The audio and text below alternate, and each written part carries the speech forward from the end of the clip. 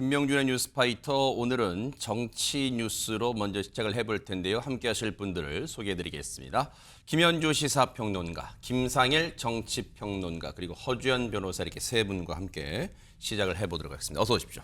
안녕하세요. 네. 언론들은 하나같이 오늘을 이재명 민주당 대선 후보의 운명의 날이다 이렇게 표현을 했는데, 조금 전에 대법원에서 이재명 대선 후보의 선거법 위반 혐의 관련 상고심, 즉 대법원 판결이 있었는데요. 같이 한번 들어보시고 이어가 보도록 하겠습니다. 김문규가 골프를 치지는 않았다는 의미로 자연스럽게 받아들이게 됩니다.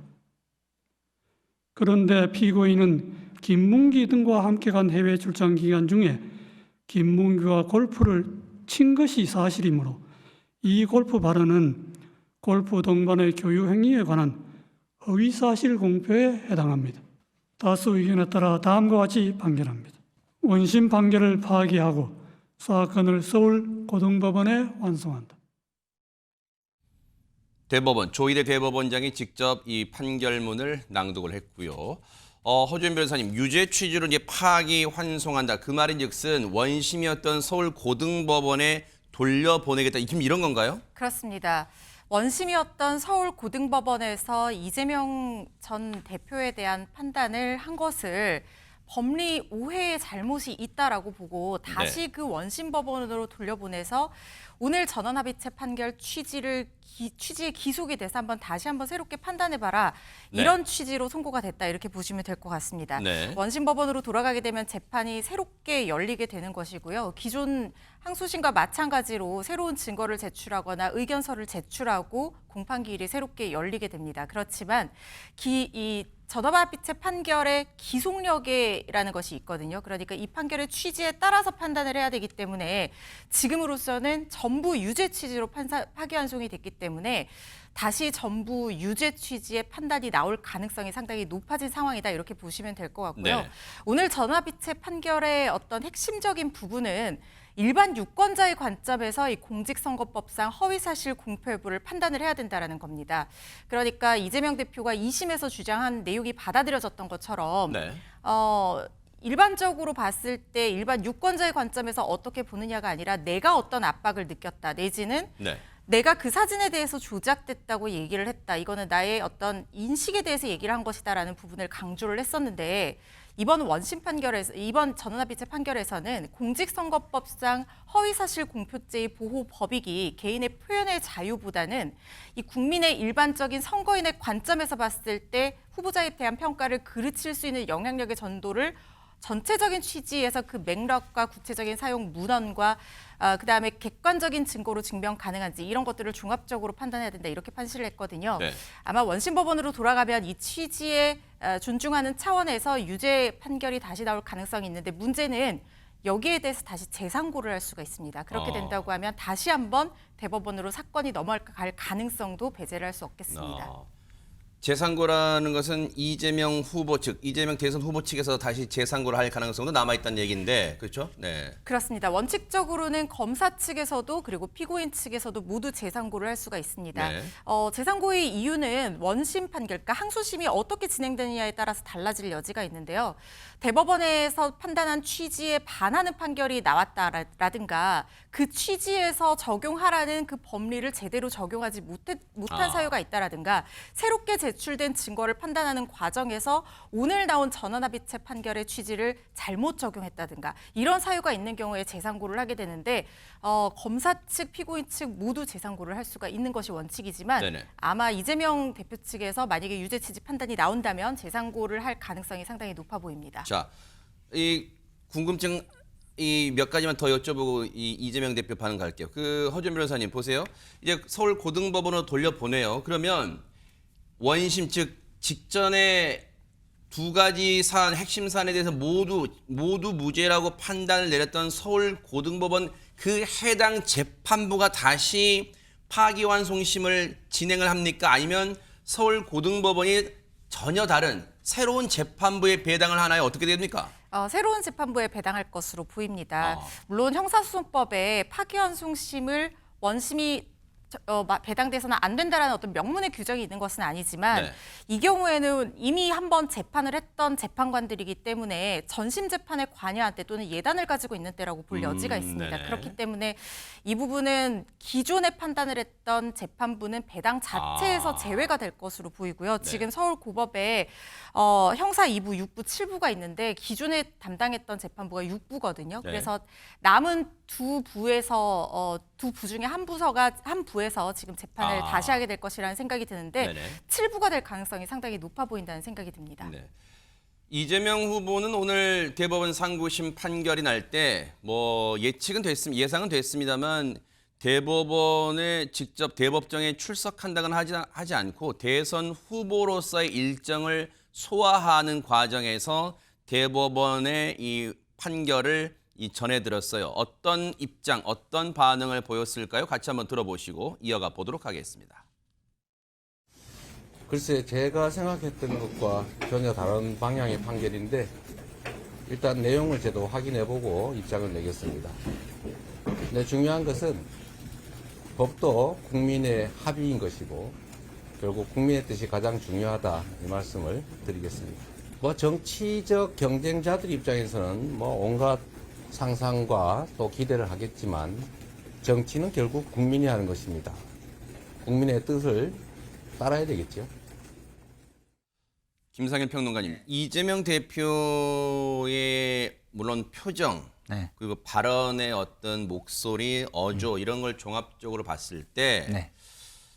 오늘 대법원의 파기환송 이거를 예상은 못했을까요? 어떻습니까? 전혀 못했었다고 생각을 합니다. 네. 왜냐하면 당 전체의 기조를 봐도 최초에 이례적으로 빠르게 재판이 진행이 되는 기미가 보일 때 당 구성원인 정치인들이 굉장히 비판을 하다가 실제로 빠르게 진행되는 것이 예상보다도 훨씬 더 빠르게 진행이 되니까 그렇다면 이것은 뭔가 빠르게 결론이 나는 그 배경이 있겠구나. 그건 뭐냐?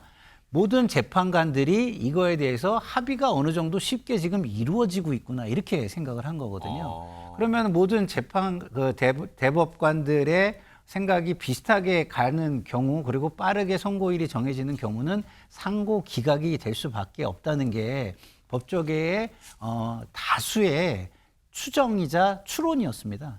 그래서 그런 부분이 있기 때문에 다소 그렇다면 이것은 오히려 네. 사법 리스크를 털고 갈 수 있겠구나. 오히려 이렇게 생각을 했을 거라고 네네. 보는데 그런 예상과는 전혀 다른 판결이었다라고 보여집니다. 네. 김현주 평론가님, 앞서 이제 이재명 대선 후보, 민주당 대선 후보의 이제 표정, 뭐 어조 저희가 봤습니다만, 직접 발언 내용도 봤습니다만, 물론 이제 파기환송을 예단하지는 못했지만, 글쎄 의외로한 표현을 붙여도 될지는 모르겠지만, 담담한 어조로 대선 지금 각종 여론조사에서 1위를 달리는 그 결과가 그대로 대선에 투영될 것 같다는 그런 취지로 일단 말을 하는 것 같아요. 어떻습니까? 본인은 그렇게 얘기할 수밖에 없겠죠. 하지만 유권자의 선택 기준에는 상당한 영향을 끼칠 것으로 저는 봅니다. 왜냐하면은 항상 이재명 후보에게 따라다니던 그 단어가 뭐였죠? 사법 리스크가 항상 있었습니다. 네네. 그 지난 그 항소심 재판 결과에 따라서 전부 무죄가 남으로써 아마 민주당과 이재명 후보의 경우에는 완전히 사법 리스크에서 자유로워졌다라는 판단을 아마 했을지도 모르겠습니다. 그리고 지금 이 대법원에서 전원 합의체에 회부된 뒤에 약 9일 만에 판단이 나옴으로써 아마 민주당 인사들은 전부 다 이거 무죄가 될 것이다, 상고 기각될 것이다라고 대부분 이야기를 했었잖아요. 네.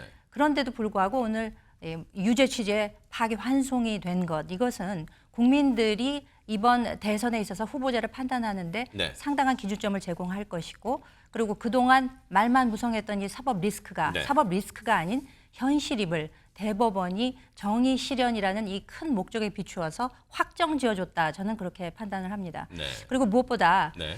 이 공직선거법이라고 하는 것은 이 재판 기간에 대한 강행 규정이 있습니다. 많은 분들이 아시겠습니다만 이 공직선거가 있은 후에 1심이 6개월, 2, 3심이 각 3개월, 그러니까 1년 안에 이 공직선거법이 적용이 되는지 안 되는지 따라서 이 공직에 출마한 그 후보자가 제대로 된 자격 조건을 갖추고 있는 네. 사람인지 아닌지를 1년 안에 판단하라는 것이 그 조항의 취지였는데도 불구하고 이재명 대표의 경우에는 1심이 무려 799일이 걸렸습니다. 22개월이 걸렸거든요.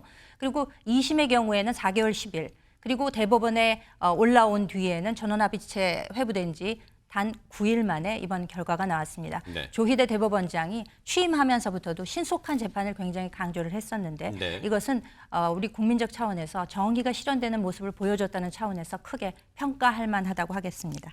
당사자인 이재명 대선 후보는 앞서 들으신 것처럼 비교적 담담한 반응을 보였습니다만 민주당에서는 이 판결 직후 격앙된 반응을 보였는데 같이 한번 들어보시고 이어가 보도록 하겠습니다. 대법원의 부당한 대선 개입에 강력한 규탄의 말씀을 드립니다. 이재명 대표에 대한 대법원의 판결은 명백히 정치 재판이고 졸속 재판입니다. 대법원은 졸속 재판을 하며 대선에 부당하게 개입했습니다. 국민 주권과 국민 선택을 사법이 빼앗으려고 하고 있습니다. 내란은 끝나지 않았습니다. 12.3 내란에는 입을 닫고 있던 대법원이 국민께서 대한민국의 미래를 결정하는 대선을 방해하겠다는 말입니까? 지금은 법원의 시간이 아니라 국민의 시간입니다.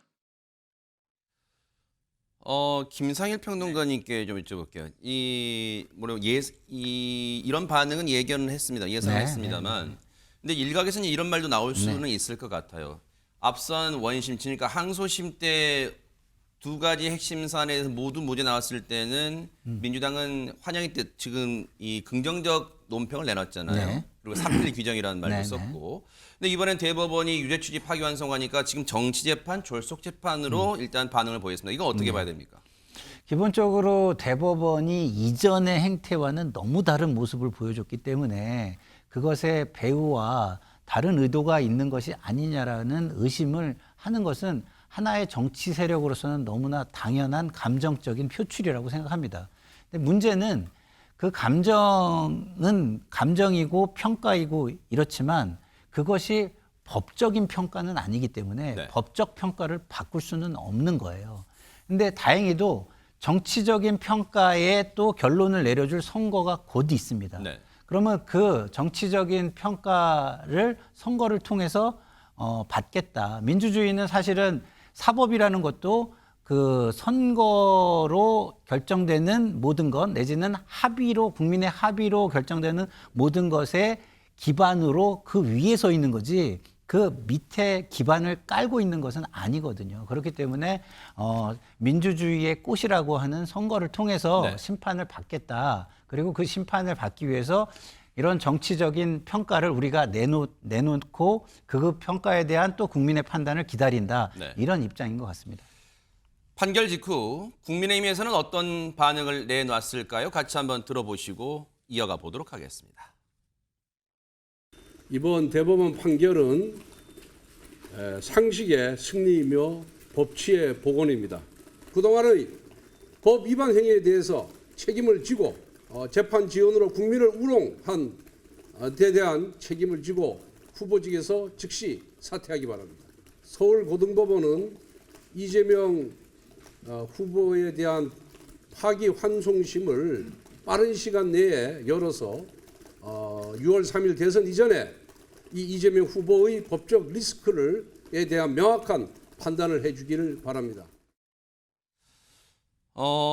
김현주 평론가님, 지금 권성동 원내대표는 사퇴, 대선 후보직의 사퇴라는 말도 이제 꺼냈습니다만 혹시 국민의힘이 자칫 범하기 쉬운 글쎄요 이 오류랄까요? 샴페인을 일찍 터뜨릴 수도 있다는 그런 우려도 나올 수 있는 게 지금 유죄 취지 파기환송만 했을 뿐이지 현재까지 이재명 대선 후보가 각종 여론조사에서 상당한 격차로 1위를 달리는 게 전세가 역전됐다거나 하는 건 아닌데 마치 지금 어떤 큰 정치적 경랑 파고를 만나서 국민의힘 쪽에 굉장히 유리한 상황이 전개되고 있는 듯한 혹시 그런 착각을 빠질 우려는 없습니까? 어떻습니까? 그런 취지는 아니라고 봅니다.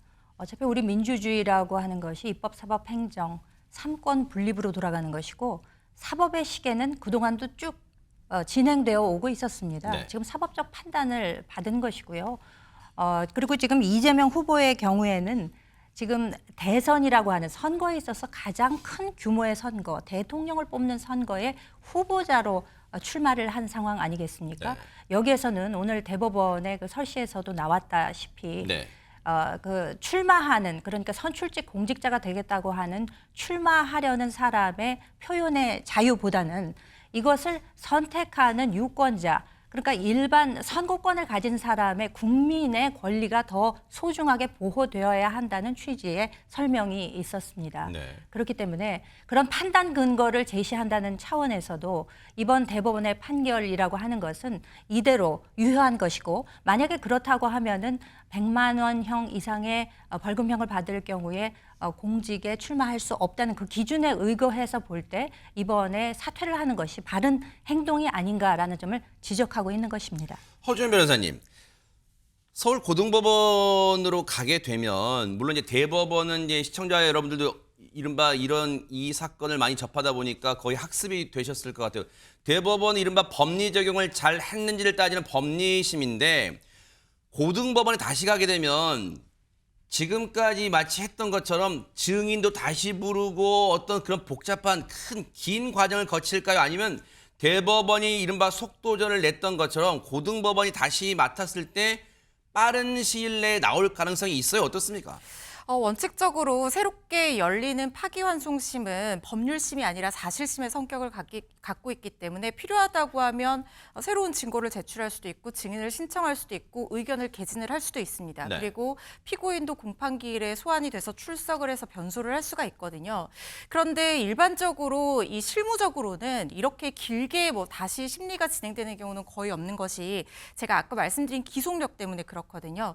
이게 상고를 파기환송심을 열었을 때 재상고를 하게 되는 사유를 만들기 위해서라도 계속해서 얘기를 하고 의견을 개진할 가능성을 배제할 수는 없겠지만, 그런데 일반적인 경우에는 보통은 새로운 증거를 제출하거나 하기가 어려운 것이 어차피 전원합의 재판단, 그러니까 대법원에서 판단한 그 결과에 기속이 돼서 그 취지에 반하지 않는 범위 내에서 판단을 하게 되어 있기 때문에 완전히 새로운 증거나 완전히 새로운 증인이 다시 한번 법정에 서지 않는 한 의견을 계속해서 개진하거나 이러기는 쉽지가 않고, 그래서 보통은 첫 기일에 선고 기일까지 잡는 경우들이 상당히 많거든요. 네.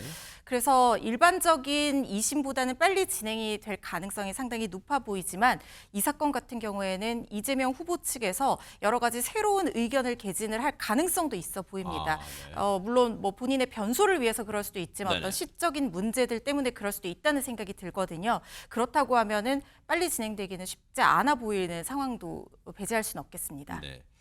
이재명 후보에 대한 대법원의 이 판결이 나옴과 동시에 이 사람이 마치 기다렸다는 듯이 오늘 기자회견을 했습니다. 같이 한번 들어보시고 이어가 보도록 하겠습니다. 존경하는 국민 여러분, 제 앞에서는 두 갈래 길이 놓여 있습니다. 하나는 당장 제가 맡고 있는 중책을 완수하는 길, 다른 하나는 그 중책을 내려놓고 더 큰 책임을 지는 길입니다.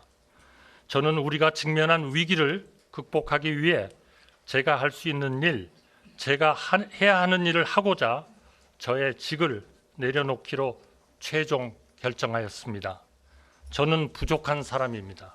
하지만 국가를 위해 제가 최선이라고 믿는 길을 지금 이 순간에도 그리고 앞으로도 어떤 변명도 없이 마지막까지 가겠습니다. 감사합니다.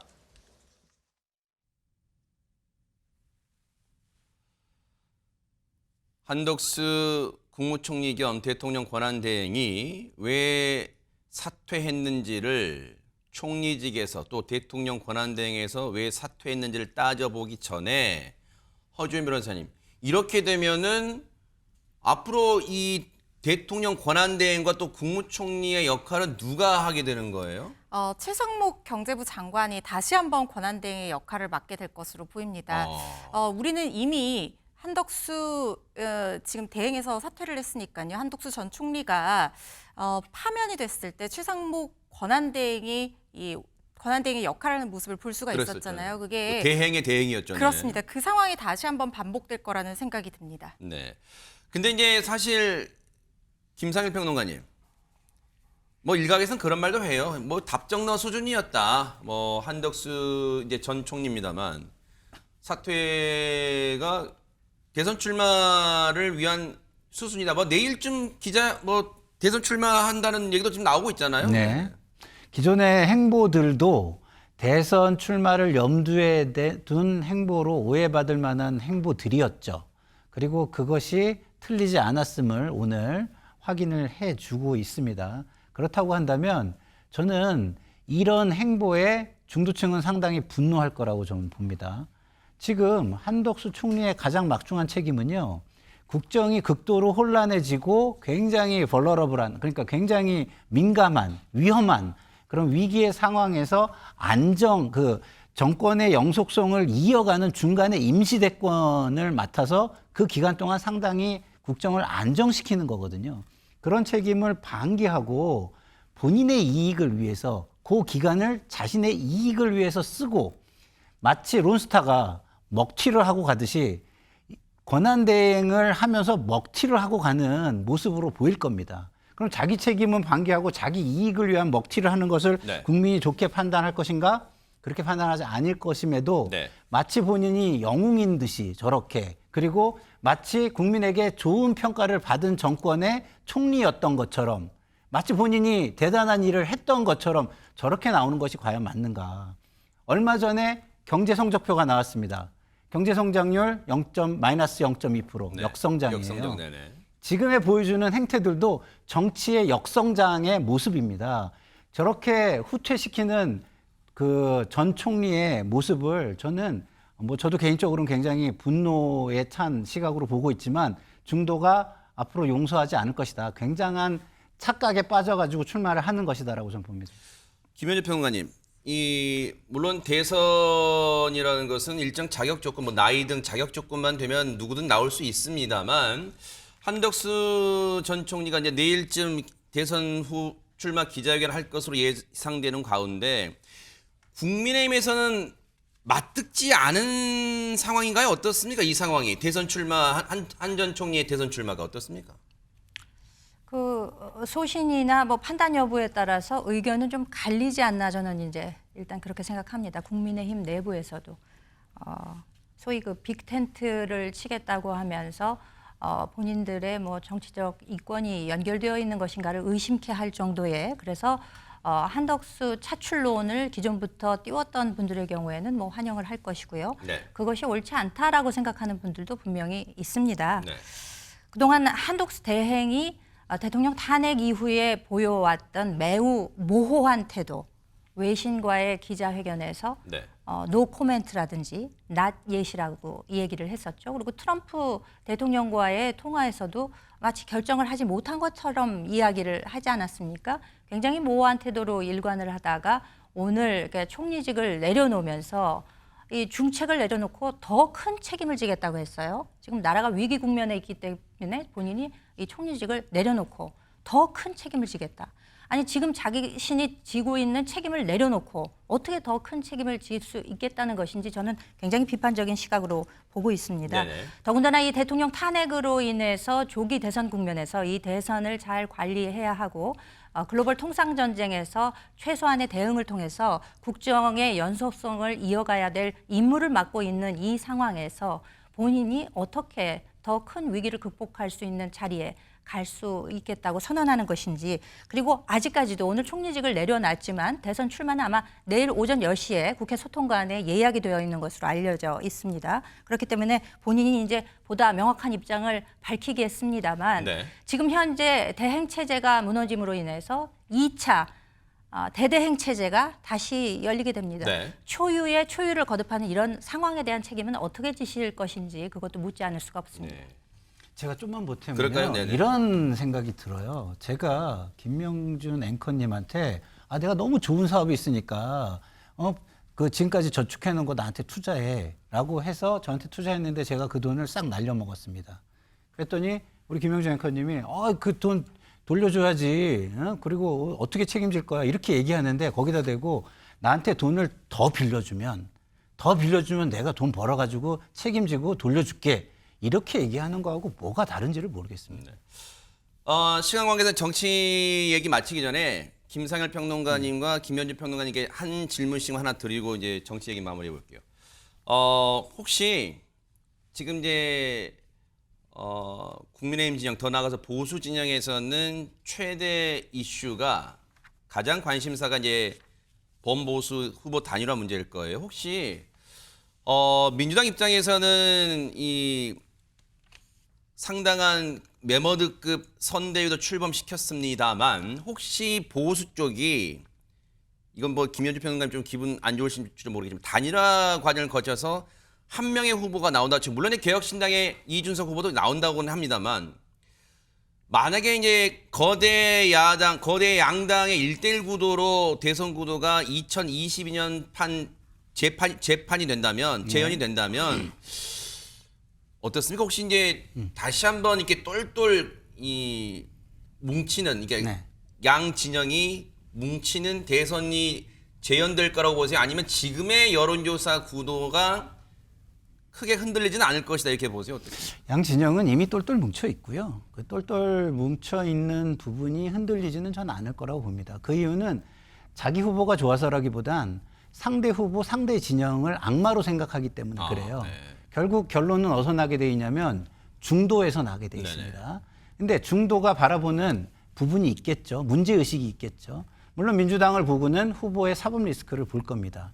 그러면 그거보다 더 큰 것이 국민의힘에 없냐? 있습니다. 그게 뭐냐면 사법 리스크는 검찰에 대한 불신으로 저는 어느 정도 불식이 된다고 봐요. 네. 이 검찰의 불신은 사법의 불신으로도 이미지적으로 연상 효과를 가지고 있습니다. 네. 그리고 두 번째는 정권 실패에 대한 심판입니다. 그 정권 실패에 대한 심판을 하려고 하는데 비상계엄이 틀리지 않았다라고 나오고 있어요. 그러면은 그 심판이 끝나지 않은 상태에서 사법 리스크를 생각을 할까요? 저는 생각하지 못한다고 봅니다. 우리의 미래를 맡겨야 되는데 굉장히 나라를 비상계엄으로 혼란과 위기에 처하게 만들어 놓고 그거에 대한 책임을 지겠다거나 반성은 하지 않고 우리가 별 잘못이 없으니 또 하겠다고 나오는 세력.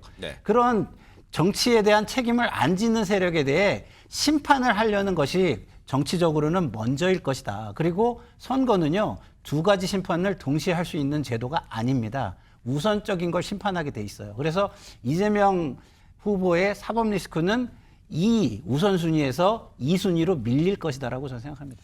김현준 평론가님은 이제 뭐 아시는 분도 많으실 테니까 이제 한동훈 후보와 이제 지금 같이 이제 일을 하고 있습니다만 3일날 결과가 나올 거 아니에요? 그렇습니다. 한동훈 후보든 김문수 후보든.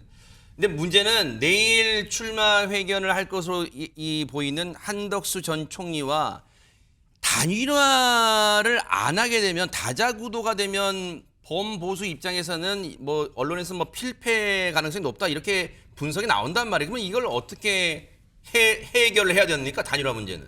어쨌거나 이번 대선이라고 하는 것은 지난 윤석열 정부의 특히 윤석열 전 대통령의 계엄 선포와 그리고 이어진 탄핵으로 인해서 벌어진 선거라고 할 수가 있습니다.